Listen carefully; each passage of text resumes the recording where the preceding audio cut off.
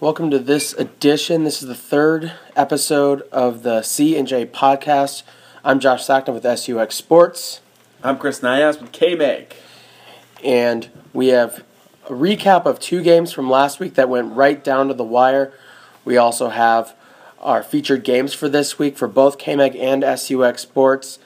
And the best part about the entire episode, the picks as usual with college football games this weekend and some good high school ones as well. So let's kind of start out with what we kind of saw from Morningside and Wisconsin-Whitewater last week. What was kind of your thoughts of seeing a game that was between two number one ranked teams and being played on ESPN3 for that matter? Yeah, I thought Morningside outplayed them. I mean, it seems that the wet field, the wet ball did not help them at all.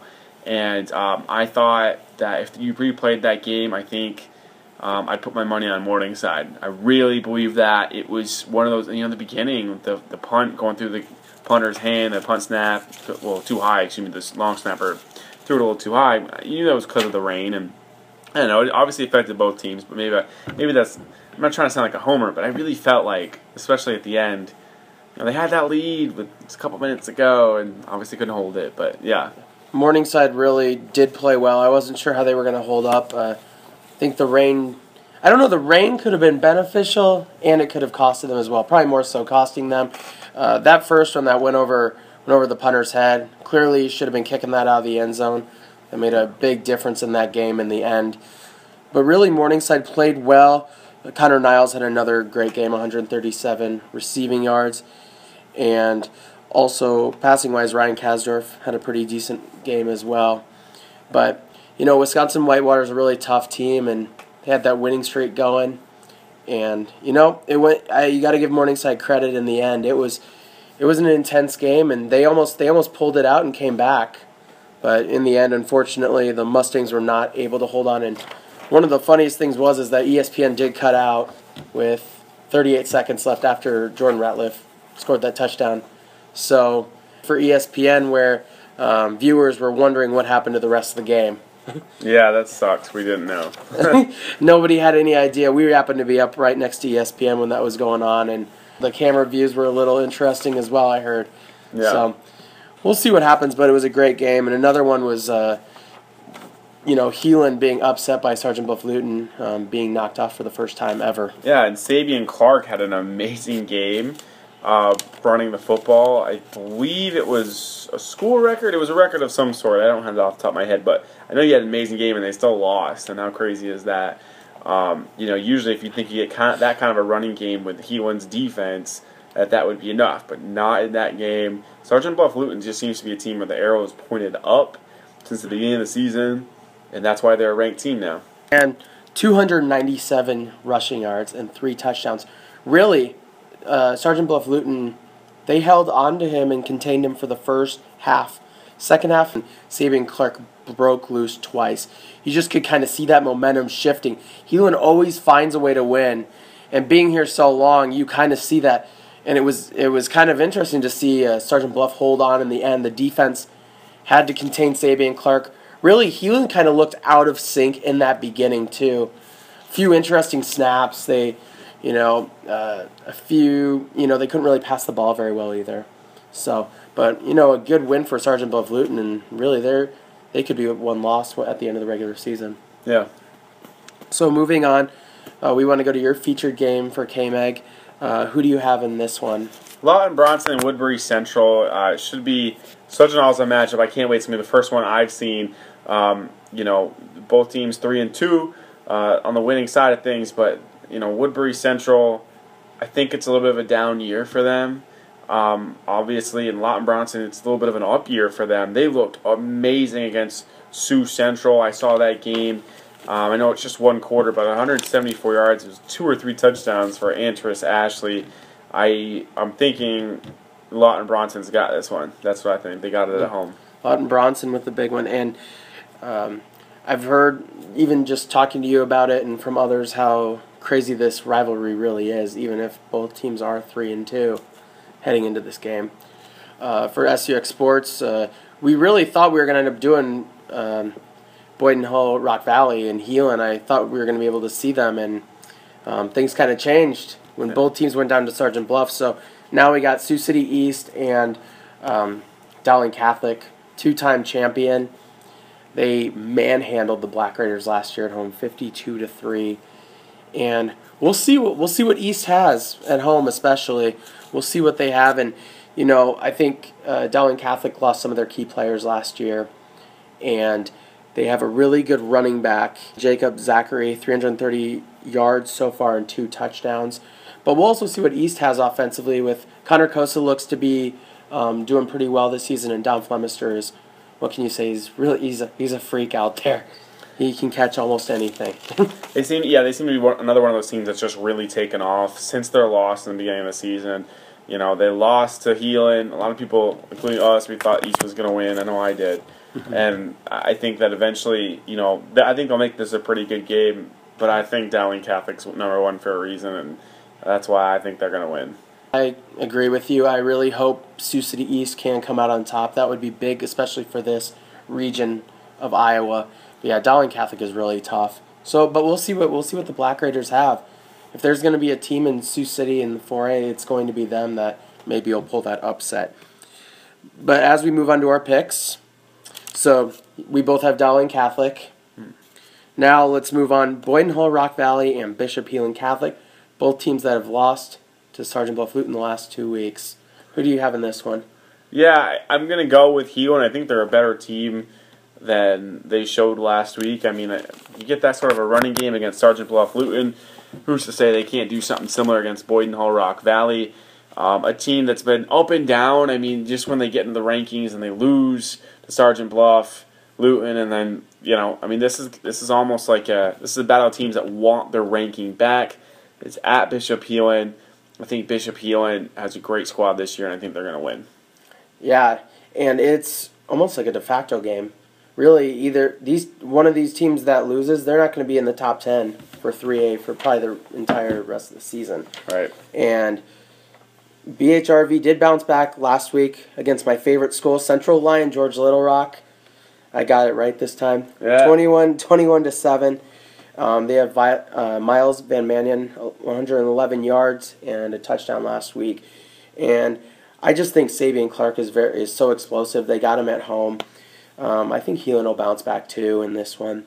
Then we'll move on to Storm Lake at Sergeant Bluff-Luton. Yeah, so I think there's no reason to think Sergeant Bluff-Luton doesn't continue to keep that arrow pointed up. Storm Lake's had a couple of good wins this year, but I don't think it's going to be enough. Sergeant Bluff-Luton's type of team you do not want to play right now. They're playing so well. SBL is rolling and finally got that number 9 ranking heading into this week's game. Yes, Storm Lake's won their last 2 games, but Matt George puts on a show, and I think Jacob Schultz is doing a good job at quarterback as well. I got SBL in this one too. Now a really intriguing matchup. I don't know if it's for the right reasons, but we got Sioux City West at Des Moines Abraham Lincoln. Yeah, I know that, Sioux City West coming off such a great game a couple weeks ago when they beat North. That was awesome, and they looked good doing it. So I want to pick them, but I just can't because I've seen too many of the other games as well. And I just feel like Des Moines, Abraham Lincoln, even though I haven't seen them, they're a big city school, and I don't know, my hunch is that they would. But it's just a hunch, really. And also, they only beat Council Bluffs Abraham Lincoln 10-7 last week. That's why I kind of was sitting there like, right. Do I pick West? But West went back to reality last week. Yeah. And they were blown out. They were shut out after that convincing win over North.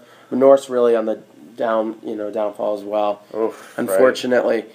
And I'm going to go with Des Moines, Abraham Lincoln. I think it's going to be a close one, though. So we'll see what happens there. Go West. I want to be wrong. Yeah, Sioux City West. Come on, get your second win. Yeah. Speaking of teams that haven't won much or at all, Dakota Valley at Elk Point Jefferson. Yeah. A rivalry, but no wins so far for both teams. I know. You gotta feel really bad for whoever loses this game because then you look at your schedule like, well, we just lost to a team that hadn't won yet, just like us, and it's gotta happen to somebody. It does. I'm thinking Dakota Valley goes in and gets a win.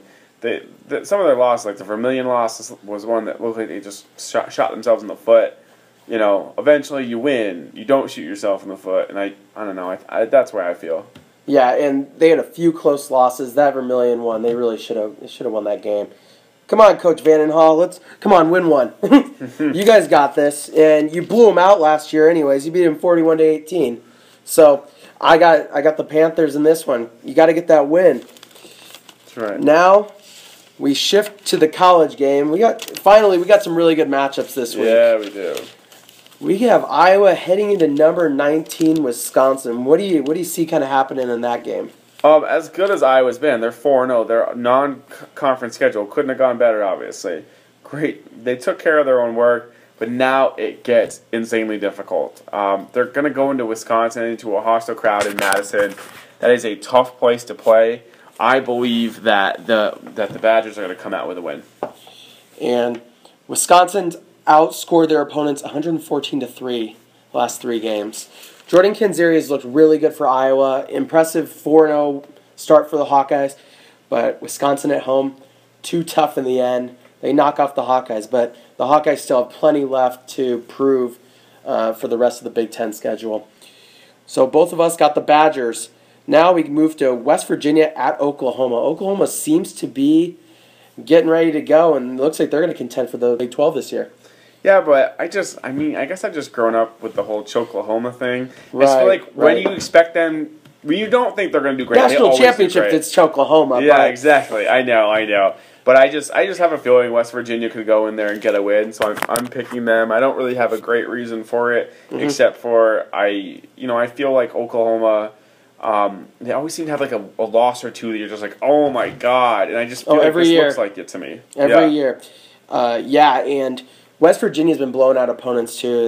They destroyed Maryland last week. Yeah. I really like Baker Mayfield. I think he's doing a great job, and I really do think now, just watching them, I think that win over Tennessee is a big part of their season and their success. Yeah. Despite Tennessee maybe not being as good, that was a big win for them to come back. I got Oklahoma in this one. Now, moving on, a big one in the SEC. Number 13, Alabama, and do-or-die situation at number 8, Georgia. Yeah, I've got Georgia in this one. I think Alabama's really reeling. There's definitely been some issues with them. And Georgia, another one of those teams kind of like Oklahoma, you're just like, oh my god, could you finally put it all together? Mark Richt is on the hot seat. He has such a great record, but he can't win the big one. Exactly. Well, this is an example of that. You've got Alabama, and you get them while they're on the ropes. They're not the same Alabama team. You have got to win that game. Maybe I'm going to regret this, but I'm picking Georgia. And you know what? That's a solid pick. Georgia's come so close to beating them in that championship game. But we remember what happened last time Alabama went to Georgia. There was that blackout game. Saban went in and blew them out. Yeah. It was with Noshawn Moreno, I believe. It was in the backfield. High hopes for Georgia. Alabama is just... They are really on the ropes right now. They have to win this game. But I think I'm going to go Crimson Tide in this one, in a close one. Yeah. Nick Chubb, they're going to have to stop Nick Chubb, and I think their defensive front will. It's going to be with Grayson, who's the quarterback for Georgia, and we're going to see how he's going to be able to pass the ball against the Alabama defense. Grayson Lambert, sorry. But we'll see what happens. I'm going to pick the Crimson Tide in kind of an upset, I would say. Then we move on to number 3, Ole Miss, and number 25, Florida. Who do you got in this one? I'm going Ole Miss just because they're super highly ranked, and I don't know. Florida doesn't seem to impress me when I watch. Yeah, that's how I feel. They barely escaped these last few games. They've won by 7 points or less. Yeah. I'm going Ole Miss. They're going to go in and beat them in the swamp, and I think it's going to be bad. Yeah. Now our last one, number 6, Notre Dame, at number 12, Clemson. That's a really tough one. I'm going Notre Dame. Going Notre Dame? Me too. Going with the Irish. Deshaun versus Deshaun. So this could be a really good matchup, but I'm going with the Irish. All right. Now, this is our 3rd podcast. Good luck this weekend, and we'll see what happens. See ya.